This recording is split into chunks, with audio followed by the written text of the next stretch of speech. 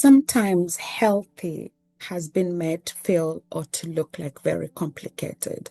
You hear somebody telling you things that you will need in order to be healthy, that sometimes it feels like you need to basically um, win a lottery to be able to eat healthy, but that doesn't need to be the reality, because healthy needs to be simple, and healthy nutritious meals just means that you are able to eat food that first of all you identify with. So if you step out to go for shopping, you go into a local grocery store or supermarket, you should be able to identify the foods that you get there, and so after you identify them, you can be able to use them to build a healthy plate. So today I'm going to share something that is interesting, and of course something that I find it can be very good to start off as part of the diets if you want to do a diet and things like that.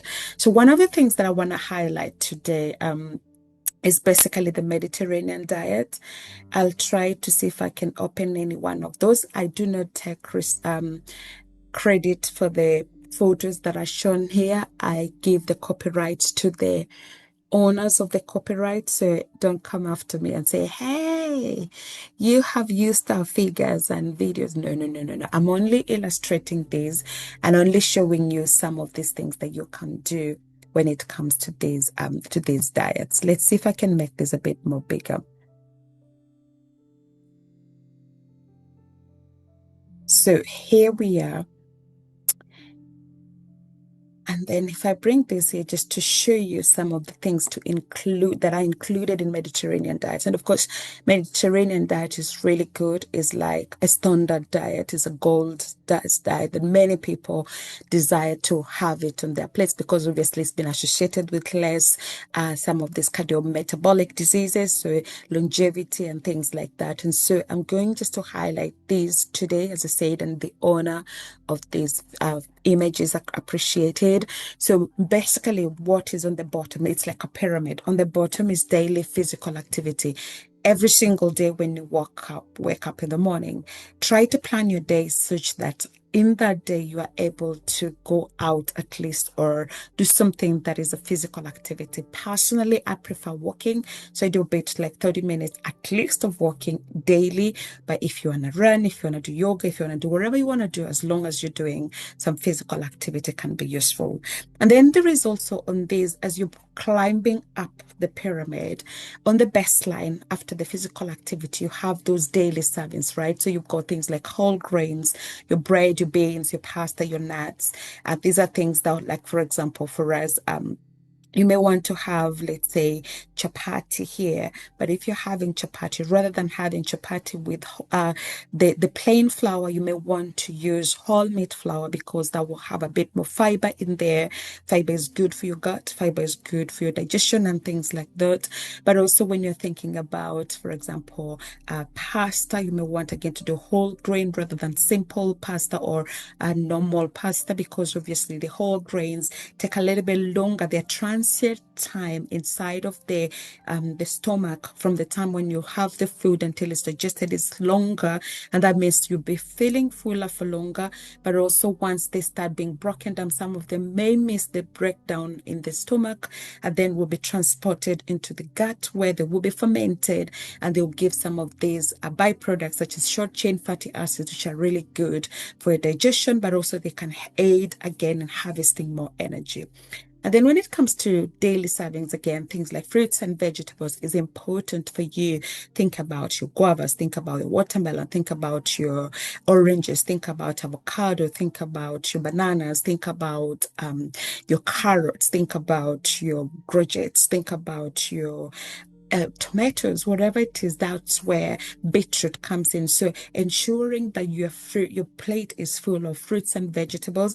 I've mentioned this before. The fruits tend to have a bit more sugar in them, so you may want to limit the fruits. And of course, depending on which type of fruits, things like bananas, etc. But of course, bananas are also rich in things like potassium, which can help preventing things like fluid retention, etc.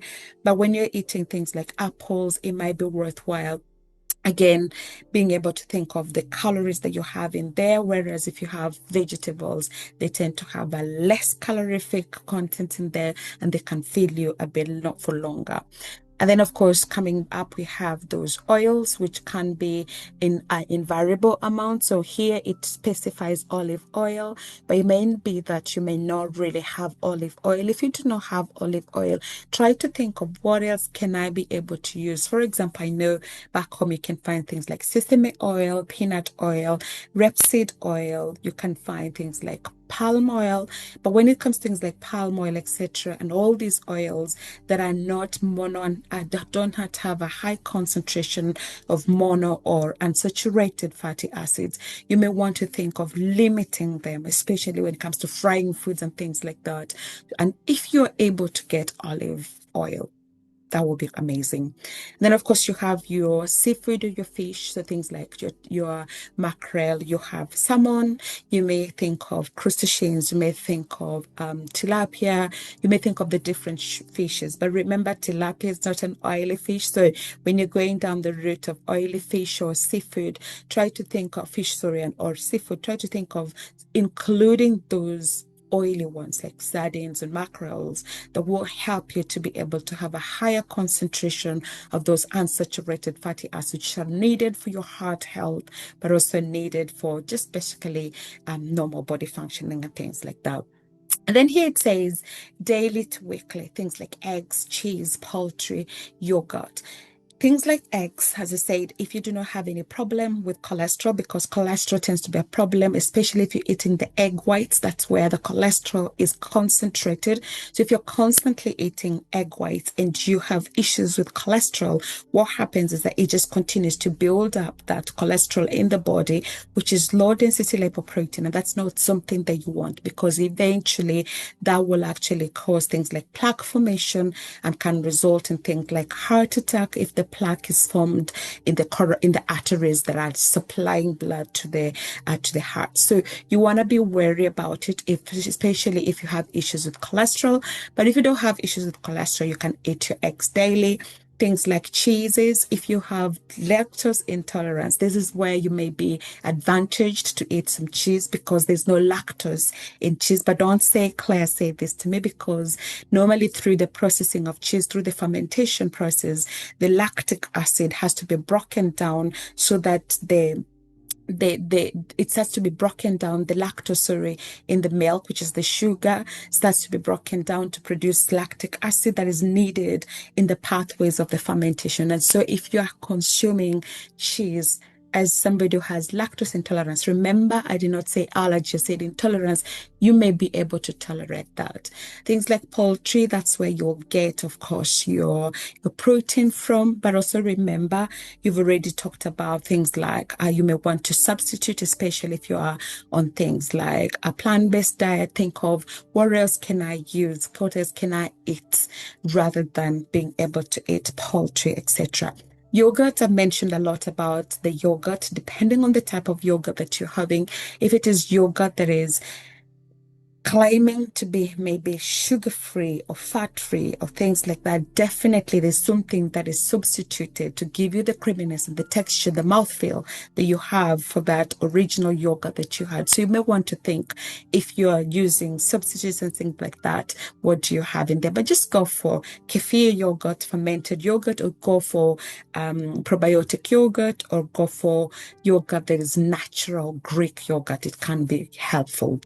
And then, of course, there's up here the meats. So like those are the red meats. So being able to eat them either in small amounts, usually says they recommend not more than 70 grams of red meat. That's just like a feast, if you want to eat that per day, but also thinking about maybe reducing that, and then of course reducing things like sweets, or if you eat, this really has to be in small amounts, because again, the more you go on top of the pyramid, it just means that you're starting to reduce how much you're consuming.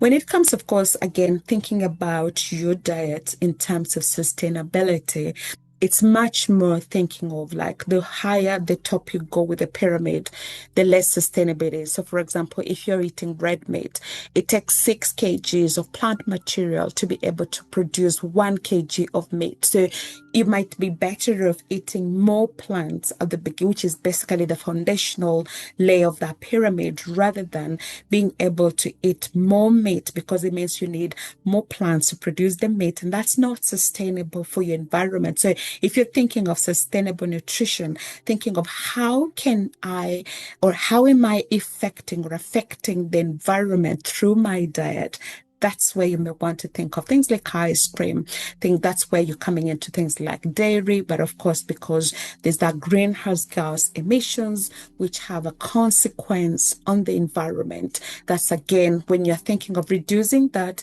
they may have a bit of health impact, but also there's that sustainability. So just trying to understand and trying to remind us, when you're going into your plate to buy something, just think about that pyramid and think about, on the best line, I need to be physically active. And of course, going back into the energy balance. If you're very physically active and then you're eating your food properly, your energy that you are ingesting or bringing into your body as food is all being processed and being used. So there's a chance that you may end up either maintaining, and if of course you are overweight, obese, or you want to lose some weight, you may end up in energy deficit or calorie deficit, and that can result in some weight loss, right? So I'll stop sharing this and just share that it doesn't have to be complicated. As I say, we make it look, sound, and feel very complicated. But if you just think of, I have a pyramid, and then the baseline is what I need to do more of, reduce what is going on the top, that could be useful, and hopefully provide an easier way for you to be able to eat easily, but also more healthily.